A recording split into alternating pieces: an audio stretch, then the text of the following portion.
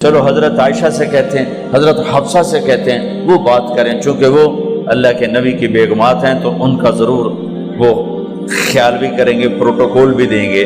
تو ایک بیٹی ہے حضرت حفصہ، یہ دونوں امہات المومنین تشریف لائیں۔ آپ اٹھ کے بیٹھ گئے، حضرت عائشہ نے بات شروع کی، امیر المومنین آپ سے ایک بات کرنی ہے، کہو کہ اللہ کے نبی کا دور تھا، دنیا آئی نہیں تو وہ فقر میں چلے گئے، پھر میرے باپ کا دور آیا تو دنیا کوئی نہیں آئی تھی، وہ بھی فقر میں چلے گئے۔ اب اللہ نے آپ کا دور ہمیں دکھایا ہے، ملک فتح ہو گئے، سونے چاندی کے ڈھیر لگ گئے، اور آپ اسی فقیری پر ہیں۔ ہم دونوں یہ عرض کرنے آئی ہیں کہ آپ اپنا طرز زندگی بدل لیں۔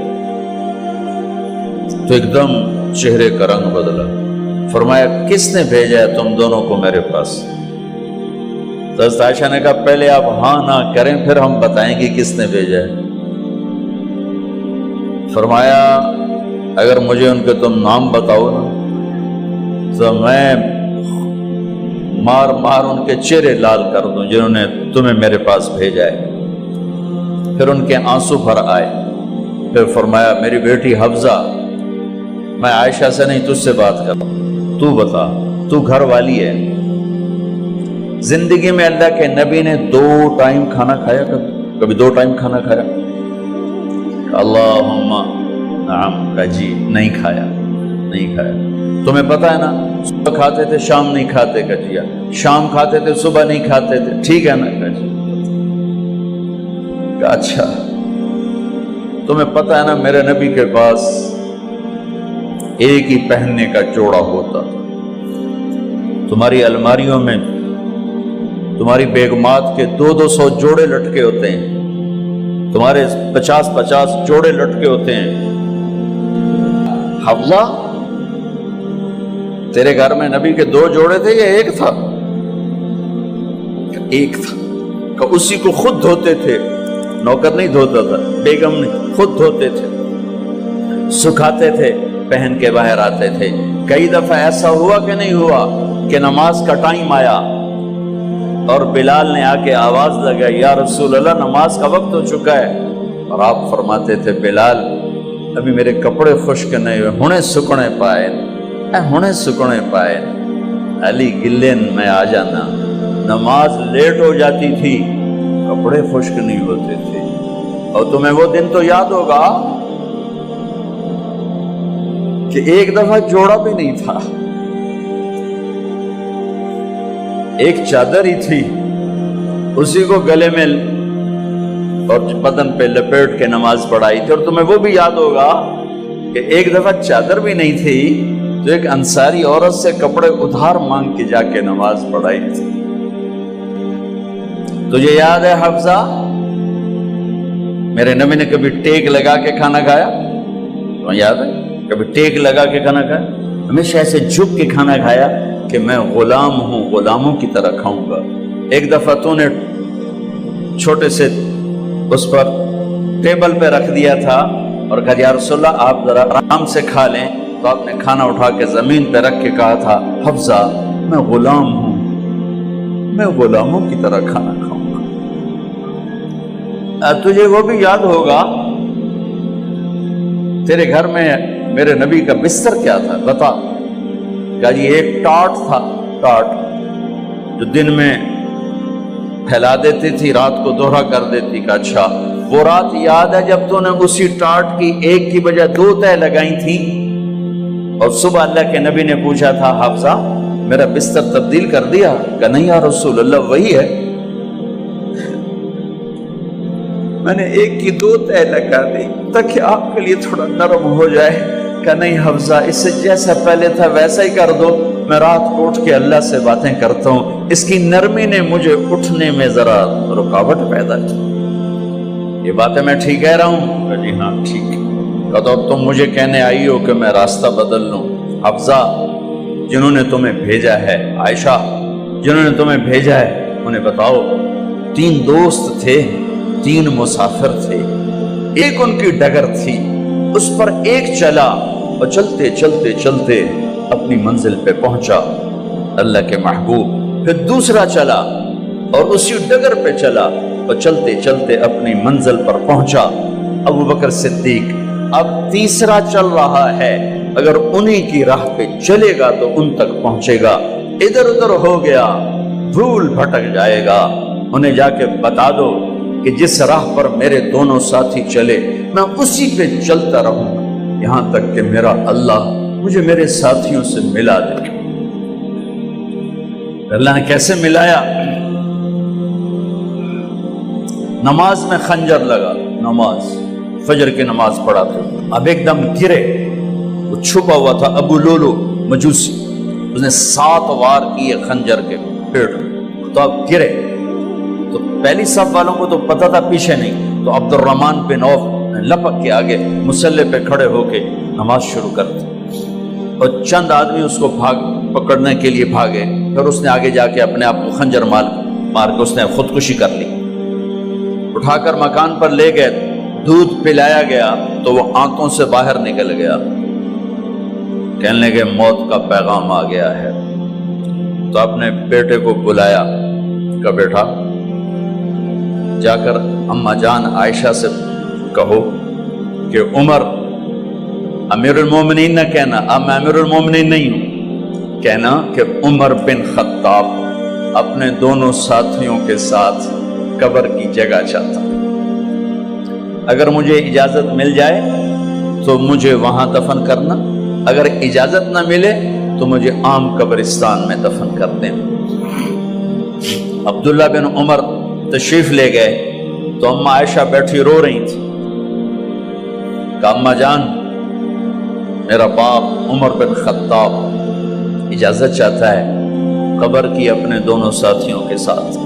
تو حضرت عائشہ رضی اللہ تعالیٰ عنہ رونے لگی، پہلے بھی رو رہی تھی، کہا عبداللہ یہ جگہ تو میں نے اپنے لیے رکھی ہوئی تھی کہ میں اپنے خامند اور باپ کے ساتھ میں بھی ایک کونے میں سو جاؤں گی، لیکن اگر عمر کی خواہش ہے تو اس جگہ کا عمر مجھ سے زیادہ حقدار ہے۔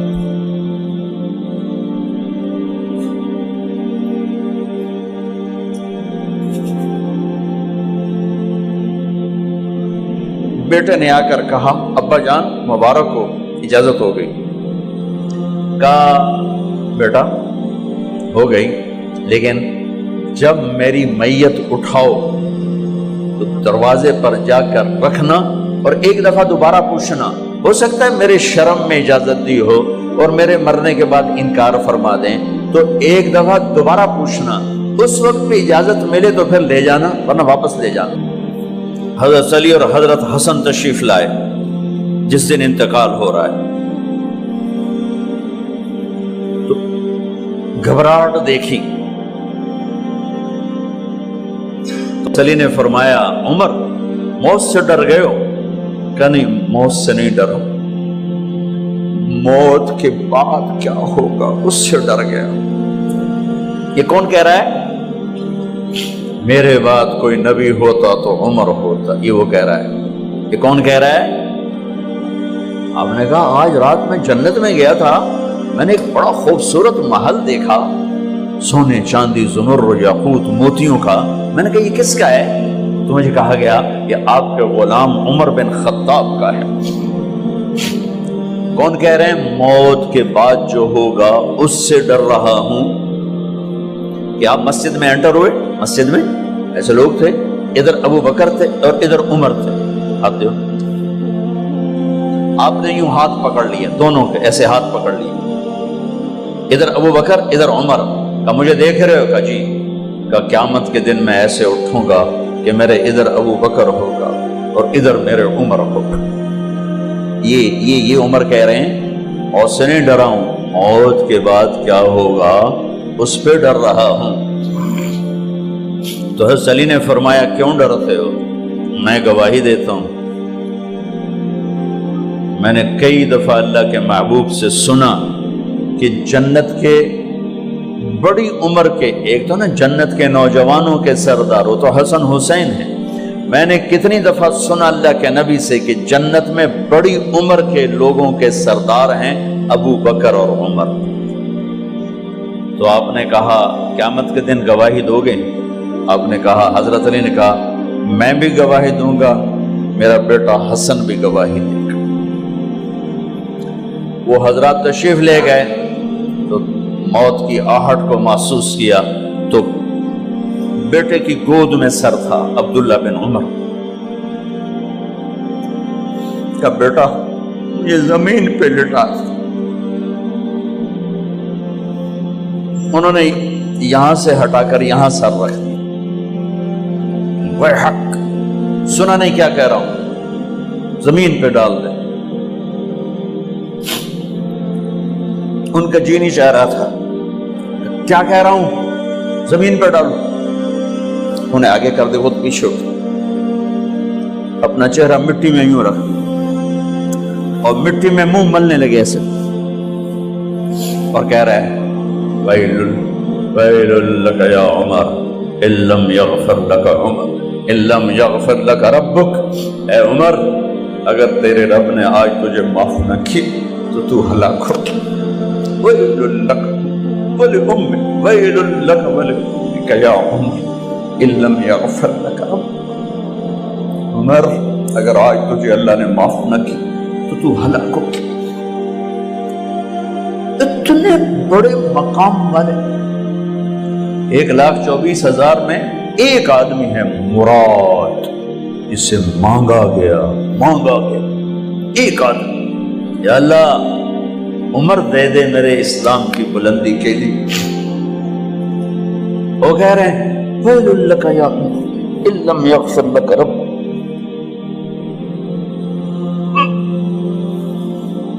اے عمر تو برباد ہو گیا اگر تیرے رب نے تجھے معاف نہ کی۔ یہ کہتے کہتے کہتے کہتے جان نکل گئی۔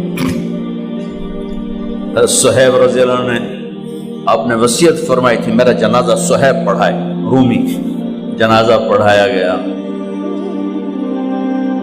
کندھوں پہ اٹھایا گیا، اور آ کر اماں جان عائشہ رضی اللہ عنہ کے دروازے پر عبداللہ بن عمر، باقی تو کوئی پتہ نہیں تھا کسی کو، گوے ٹھہر جاؤ جنازہ یہاں رکھ دو۔